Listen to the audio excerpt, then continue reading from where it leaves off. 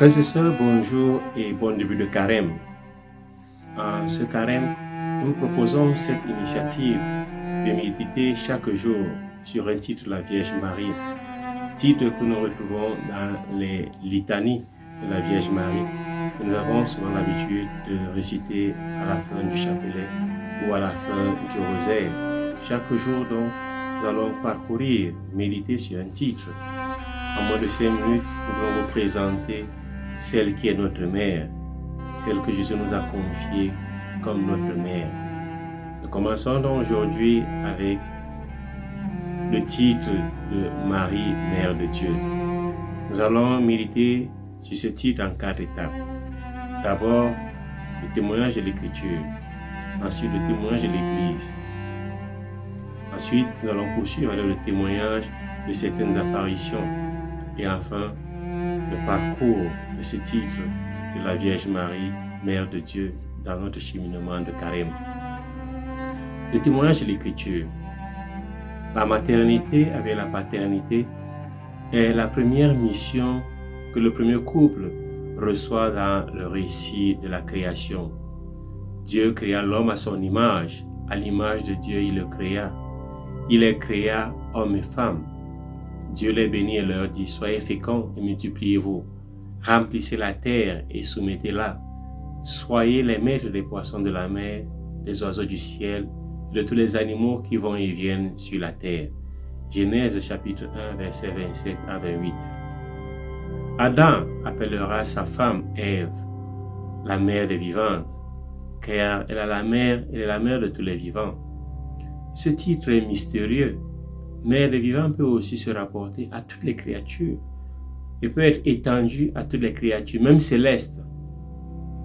Le texte nous dit en Genèse chapitre 3 verset 20, Adam donna à sa femme le nom d'Ève, car elle a été la mère de tous les vivants. Une femme qui est mère des créatures célestes, car Adam l'étend à tout ce qui vit. Ève est mère de tout ce qui vit. Plus tard, le Verbe de Dieu se fera chair à Marie, qui est considérée comme nouvelle Ève. Dans les évangiles, l'ange Gabriel annonce que cet enfant sera appelé Fils du Très-Haut, Fils de Dieu. C'est lui l'Emmanuel, le Dieu avec nous, tel que prophétisé en Isaïe chapitre 7, verset 14. Refuser donc le titre de Marie, Mère de Dieu, ce n'est pas diminuer le statut de Marie, mais c'est diminuer le statut de Jésus. C'est refuser la nature divine à l'homme Jésus. Refuser l'union des natures divines et humaines en l'unique personne du Christ. Élisabeth dira, tu es bénie entre toutes les femmes, et le fruit de tes entrailles est béni. Comment ai-je ce bonheur que la mère de mon Seigneur vienne jusqu'à moi? Luc chapitre 1, verset 42 à 43. La mère de mon Seigneur signifie la mère de mon Dieu. Nous passons maintenant au témoignage de l'Église. C'est en 325 au Concile de Nicée que l'Église affirma avec force que Jésus est à la fois vrai Dieu et vrai homme. Et dès lors, l'Église, approfondissant cette foi, affirma aussi Marie Théotokos, c'est-à-dire Mère de Dieu, parce qu'elle a enfanté Jésus, que la foi reconnaît comme Fils de Dieu. C'est le Concile d'Éphèse qui proclamera en 431 Marie, Mère de Dieu. Marie est devenue en toute vérité Mère de Dieu par la conception humaine du Fils de Dieu dans son sein. Ainsi est la Mère de Dieu, non pas parce que le Verbe de Dieu a tiré d'elle sa nature divine, mais parce que c'est d'elle qu'il tient le corps par lequel il est né de la chair, il est né selon la chair. Le Concile d'Éphèse, donc 431, va condamner le nestorianisme. Et Cyril va écrire à Nestorius en disant, si quelqu'un ne confesse pas que l'Emmanuel est Dieu en vérité, et que pour cette raison la Sainte Vierge est Mère de Dieu, car elle a engendré charnellement le Verbe de Dieu fait chair, qu'il soit anathème. Chers frères et sœurs, Marie, selon l'Église, est Mère de Dieu. Nous allons citer 2 apparitions l'apparition de la Vierge Marie au Rwanda, à Kibeho, où Marie se présente comme la mère du Verbe. Le titre de mère du Verbe est la nervure principale du message de Kibeho, le fil conducteur de toutes les apparitions datant du 28 novembre 81 au 28 novembre 89.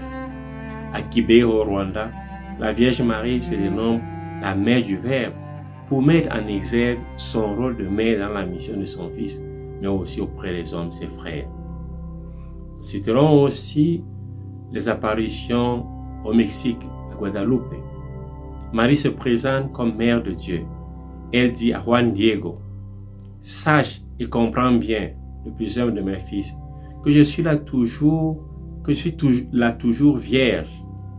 Sainte Marie, Mère du vrai Dieu, pour qui nous existons, du Créateur de toutes choses, Seigneur du ciel et de la terre. » Voilà ce qu'elle déclare à Juan Diego à la première apparition. Lors de la deuxième apparition, Marie dira à Juan Diego: « Je t'implore ardemment, toi le moindre de mes fils, et avec fermeté, je t'ordonne d'aller demain voir l'évêque.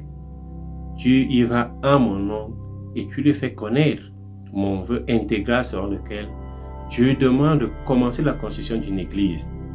Et dis-lui aussi que c'est moi en personne, la toujours vierge, Sainte Marie, Mère de Dieu, qui t'a envoyé. » Frères et sœurs, méditer sur la maternité divine pendant le temps de carême nous permet de redécouvrir la nature humaine de Jésus et aussi de redécouvrir notre filiation divine. Si Marie est Mère de Dieu et qu'elle est notre mère, nous sommes frères de Jésus et par conséquent, nous devons prendre Marie chez nous comme notre mère, comme Jean l'apôtre. Le cheminement du carême avec Marie fait de nous des enfants d'une même famille, des frères et sœurs qui ne sont pas orphelins, mais qui sont sûrs de la présence maternelle de cette merveilleuse mère, Mère de Dieu et Mère des vivants. Ô Marie conçue sans péché, priez pour nous qui avons recours à vous. Et que Dieu vous bénisse. Fructueux temps de carême.